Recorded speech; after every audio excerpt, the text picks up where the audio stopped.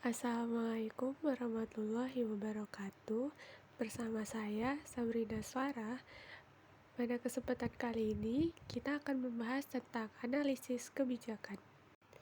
Apa sih analisis kebijakan itu?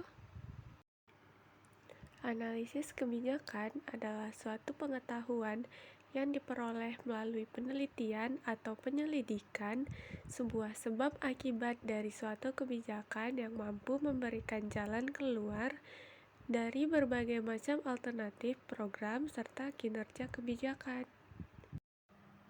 Selanjutnya, ada hal pokok yang perlu diperhatikan dalam analisis kebijakan publik. Yang pertama, fokus utamanya adalah mengenai penjelasan kebijakan, bukan mengenai anjuran kebijakan yang pantas. Yang kedua, sebab-sebab dan konsekuensi dari kebijakan-kebijakan publik diselidiki dan diteliti dengan menggunakan metodologi ilmiah.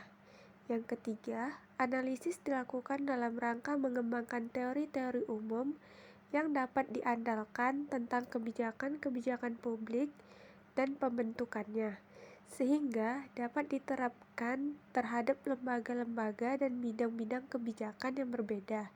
Dengan demikian, analisis kebijakan dapat bersifat ilmiah dan relevan bagi masalah politik dan sosial sekarang. Menurut Edi Suharto tahun 2008, analisis kebijakan dapat difokuskan dalam berbagai arah.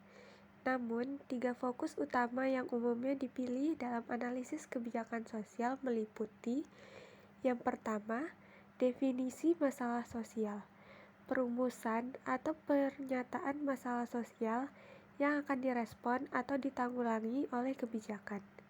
Yang kedua, implementasi kebijakan sosial, pernyataan mengenai cara atau metode dengan mana kebijakan sosial tersebut diterapkan. Implementasi kebijakan juga mencakup pengoperasian alternatif kebijakan yang dipilih melalui beberapa program atau kegiatan. Yang ketiga, akibat-akibat kebijakan sosial.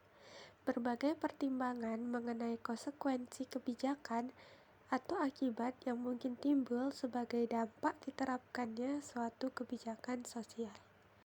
Materi selanjutnya yaitu tahap analisis kebijakan publik.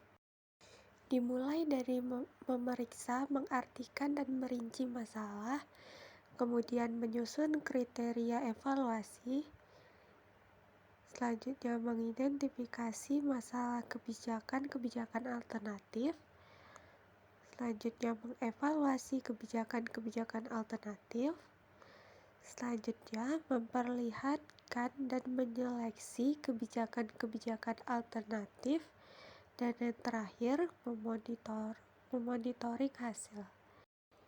Contoh kasus analisis kebijakan: swastanisasi layanan jasa publik pemadam kebakaran, studi kasus Kota Banjarmasin. Mengingat Kota Banjarmasin sangat rentan terhadap bencana kebakaran dengan frekuensi dan jumlah kerugian yang tinggi, sedangkan pemerintah Kota Banjarmasin kurang mampu melindungi warganya terhadap bencana kebakaran tersebut, maka masyarakat kota bersama-sama pihak swasta berinisiatif untuk melindungi diri sendiri terhadap bencana kebakaran tersebut dengan menyediakan sendiri secara swadaya barang publik pemadam kebakaran yang disediakan untuk kepentingan umum dengan pendanaan yang dikelola sendiri, baik secara mandiri maupun dengan sumbangan dari donatur, dengan peralatan dan sumber daya manusia yang masih jauh dari memadai.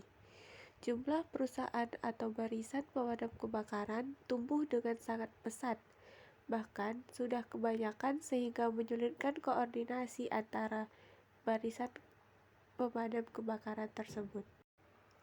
Adanya kegiatan tersebut membuat pemerintah Kota Banjarmasin mengambil kebijakan untuk mengurangi biaya pengadaan barang publik pemadam kebakaran dengan mengurangi peran pemerintah dalam operasional pemadam kebakaran.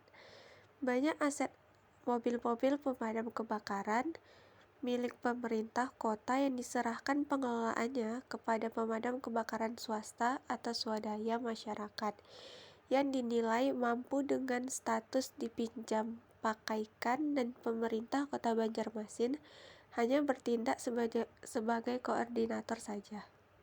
Barang publik pemadam kebakaran, terutama fungsinya untuk memadamkan kebakaran, merupakan barang publik murni. Oleh karena itu, tidak bisa dijadikan barang swasta karena sulitnya menentukan tarif karena kebakaran itu bersifat insidentil, frekuensinya tidak tertentu, bersifat non-rivalry dan non-excludable.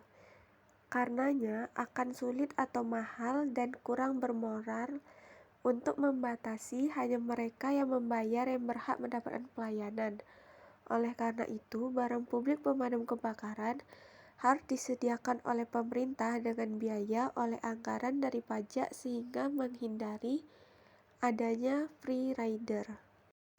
Baik, sekian penyampaian materi tentang analisis kebijakan publik. Terlebih dan terkurang saya mohon maaf. Wabillahi taufiq wal hidayah. Wassalamualaikum warahmatullahi wabarakatuh.